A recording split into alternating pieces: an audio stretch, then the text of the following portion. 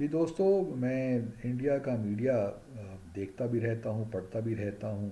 اور جب سے کل گزشتہ روز جب پی ٹی آئی کی ریلی ڈی چوک تک پہنچی تو بہت وہاں پہ تو خوشی کے مناظر تھے بھارت میں کہ چلیے جی، اور انسٹیبلٹی آئے گی ملک میں، کیاس پیدا ہوگا ملک میں، تو آبویسلی وہ تو اس پہ خوشی ہوتے ہیں کیونکہ ان کی کوشش تو یہی ہے کہ جی پاکستان اکنامکلی انسٹیبل رہے، پولیٹیکلی انسٹیبل رہے، سی پیک آگے نہ چل سکے، بلوچستان میں معاملات ٹھیک نہ ہوں، اور جو ہے جموں اور کشمیر کے معاملے میں پاکستان کو پریشر میں ڈالا جائے، سو آن اینڈ سو فورتھ، تو ان سے ہم یہ توقع رکھ سکتے ہیں۔ لیکن اللہ کا بڑا کرم ہوا کہ کل جیسے تیسے بھی جو ایک ریلی تھی یہ ختم ہوئی، اور جانی نقصان تو ہوا لیکن الحمدللہ اللہ تعالیٰ ان سب کو غریق رحمت کرے، لیکن بہت بڑے نقصان سے بچ گئے۔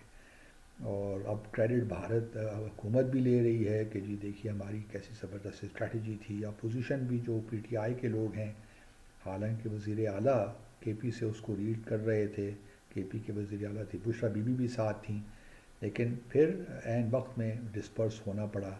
اب اندر کے واقعات کیا ہوئے اس پہ اب جائے بغیر میں تھوڑا سا اس پہ بات کرنا چاہتا ہوں کہ پہلے تو حکومت کو یہ نہیں سمجھنا چاہیے کہ بس یہ آج ان کو اگر کوئی کامیابی مل گئی ہے یا لوگ ڈسپرس ہو گئے ہیں، اور تو یہ کوئی ان کی کامیابی نہیں ہے میرے خیال میں۔ دیکھیے نا، پچھلے 3 4 دنوں سے آپ نے موٹر ویز بند کر رکھی ہیں، اسلام آباد کو آپ نے قید خانہ بنا کے رکھ دیا ہے، انٹرنیٹ سروسز معطل ہیں۔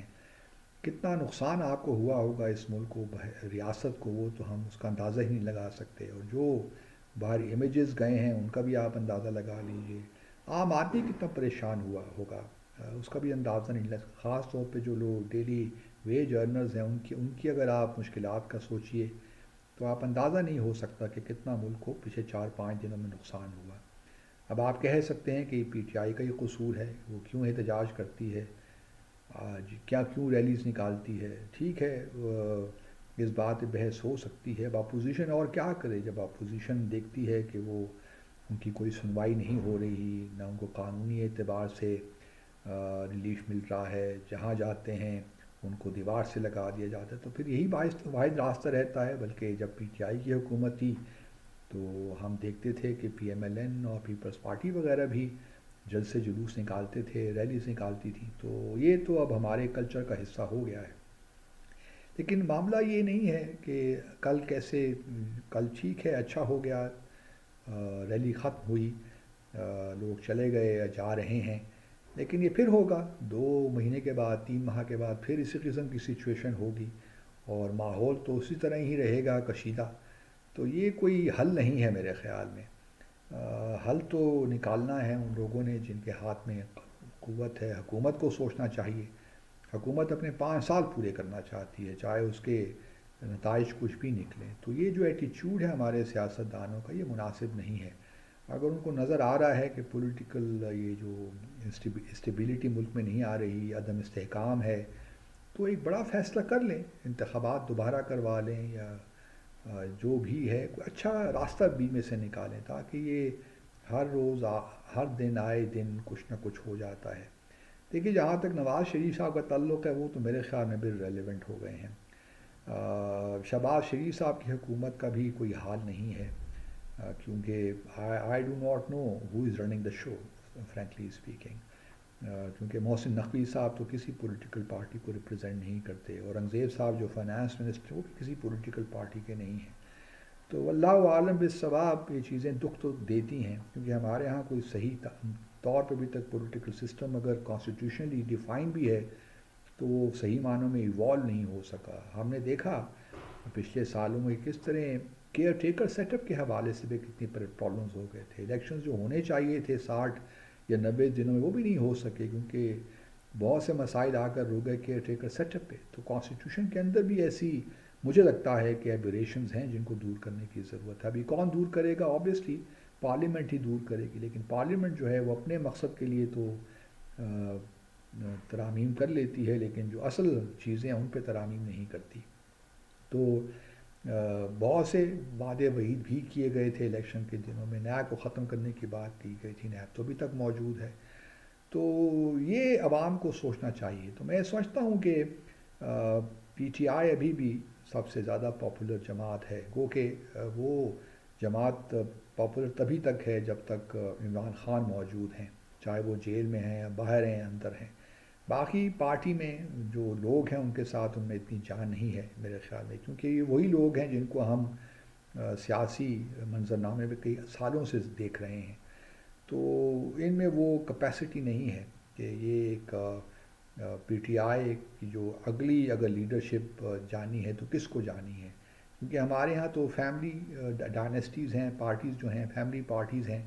اگر عمران خان کی اولاد ان کے بیٹے یہاں پہ ہوتے تو شاید ہم کہہ سکتے تھے کہ اب پارٹی کی جو کمان ہے وہ ان کے پاس جائے گی. کیونکہ ہمارے ہاں ساؤتھ ایشیا میں ایک کلچر تو ہے، چاہے وہ بھارت میں دیکھ لیں یا پاکستان میں بھی. تو ہم کو یہ ہے کہ ہمارا ایک ہے، ہم فیل کرتے ہیں بہتر کہ سیاستدان کا بیٹا سیاست میں. اور یہ صرف سیاسی پارٹیوں کا نہیں بلکہ جو سیاسی مذہبی جماعتیں ہیں، جمعیت علماء اسلام کو ہی دیکھ لیجیے آپ، ان کا بھی یہی حال ہے. تو یہاں پہ پالیٹکس اس طرح نہیں ہے جس طرح ویسٹرن دنیا میں. ایک ڈائلاما یہ بھی ہے نا کہ ہم نے ویسٹرن ماڈل جو تھے لبرل ڈیموکریسی کے، وہ اپنے یہاں پہ لاد کے ان کو لاگو کر دیا. حالانکہ جو ہماری سوشل امپیریٹیوس تھے یا سوشل ریالٹیز تھیں وہ بالکل ڈفرینٹ تھیں، کلچرل سوشل ریالٹیز جو ویسٹرن دنیا میں ہیں.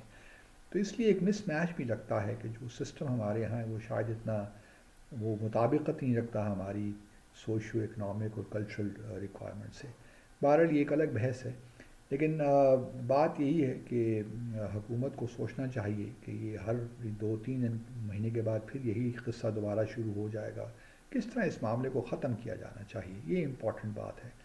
اور اس کے لیے حکومت کو کچھ پہل کرنی چاہیے. وہ حکومت میں ہیں، انیشیٹو ان کو لینا چاہیے تاکہ قوم ملک میں ایک اچھی فضا پیدا ہو، اچھا ماحول پیدا ہو اور ایک یقین کی صورتحال پیدا ہو. کیونکہ جب تک یہ نہیں ہوگی اس وقت تک آپ کی اکانومی بھی آگے نہیں چل سکتی. اور بھی بہت سے معاملات ہیں، آپ کی فارن پالیسی کے بہت سے چیلنجز ہیں جو کہ آپ صحیح طور پہ ان کو ہینڈل نہیں کر پاتے.